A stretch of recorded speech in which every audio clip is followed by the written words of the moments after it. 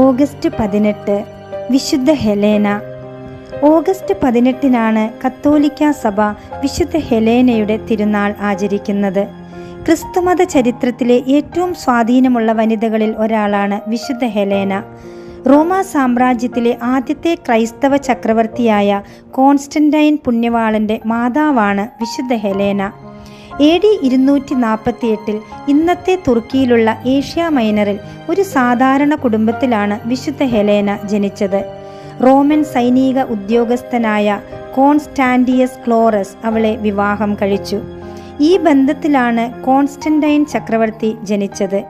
പിന്നീട് ഭർത്താവിന് രാഷ്ട്രീയ കാരണങ്ങളാൽ ഉയർന്ന പദവി ലഭിച്ചപ്പോൾ അദ്ദേഹം ഹെലേനയെ ഉപേക്ഷിച്ച് ഒരു രാജകുമാരിയെ വിവാഹം കഴിച്ചു. മകൻ കോൺസ്റ്റന്റൈൻ റോമിലെ ചക്രവർത്തിയായതോടെ ഹെലേനയെ കൊട്ടാരത്തിലേക്ക് തിരികെ വിളിക്കുകയും രാജ്ഞി പദവി നൽകി ആദരിക്കുകയും ചെയ്തു. മകൻ കോൺസ്റ്റന്റൈൻ ചക്രവർത്തി ക്രൈസ്തവ മതത്തോട് അനുഭാവം പ്രകടിപ്പിക്കുകയും പിന്നീട് ക്രിസ്തുമതം സ്വീകരിക്കുകയും ചെയ്തതോടെ ഹെലേനയും തൻ്റെ ജീവിതം ക്രിസ്തുവിനായി സമർപ്പിച്ചു. വലിയൊരു ക്രൈസ്തവ വിശ്വാസിയായി അവൾ മാറി.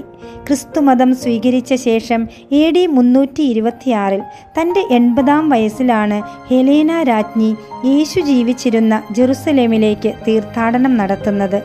യേശുവിൻ്റെ ജനനം, മരണം, പുനരുത്ഥാനം എന്നിവ നടന്ന പുണ്യസ്ഥലങ്ങൾ കണ്ടെത്തുകയായിരുന്നു അവരുടെ ലക്ഷ്യം. റോമൻ ചക്രവർത്തിയായിരുന്ന ഹാഡ്രിയൻ യേശുവിനെ ക്രൂശിച്ച ഗോൽഗോത്ത കുന്നും ശവകുടീരവും മണ്ണും കല്ലും ഇട്ട് മൂടിയിരുന്നു. അതിനു മുകളിൽ അദ്ദേഹം വീനസ് ദേവതയുടെ ഒരു വലിയ അമ്പലവും പണിതിരുന്നു. ക്രിസ്ത്യാനികൾ അവിടെ വന്ന് പ്രാർത്ഥിക്കാതിരിക്കാനാണ് അദ്ദേഹം അങ്ങനെ ചെയ്തത്.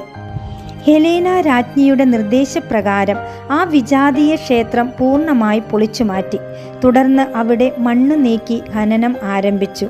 ജെറുസലേമിലെ ചില പ്രായമായ യഹൂദ നിവാസികളുടെ സഹായത്തോടെയാണ് കൃത്യമായ സ്ഥലം അവർ കണ്ടെത്തിയത്. ഭൂമിയുടെ അടിയിൽ നിന്ന് 3 മരക്കുരിശുകൾ അവർക്ക് ലഭിച്ചു.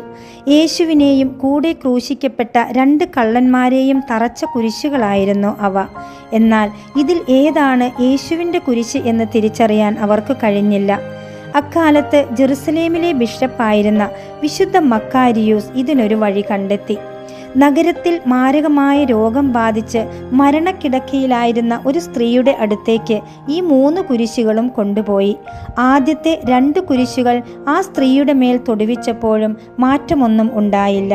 എന്നാൽ 3-ാമത്തെ കുരിശ് സ്ത്രീയുടെ മേൽ വെച്ച ശേഷം അവർ പൂർണ്ണ സൗഖ്യം പ്രാപിച്ച് എഴുന്നേറ്റു.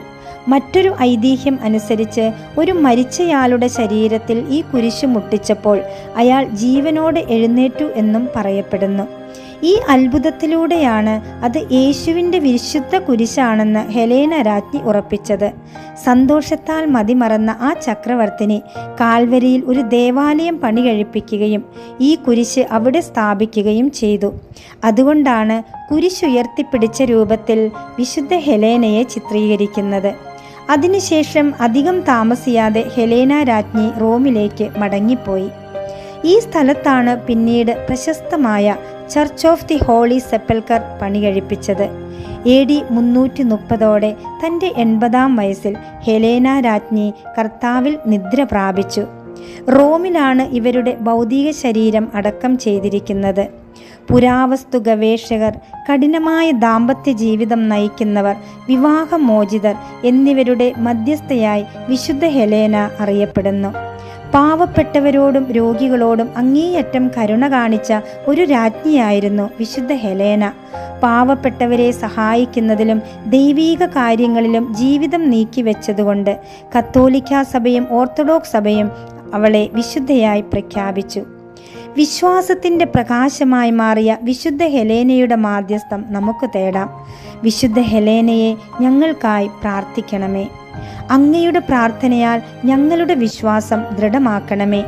സങ്കടങ്ങളിലും പരീക്ഷണങ്ങളിലും തളരാതെ യേശുവിൻ്റെ വിശുദ്ധ കുരിശിനെ ഞങ്ങളുടെ ജീവിതത്തിൻ്റെ അടയാളമായി സ്വീകരിക്കാൻ ഞങ്ങളെയും സഹായിക്കണമേ. ആമേൻ.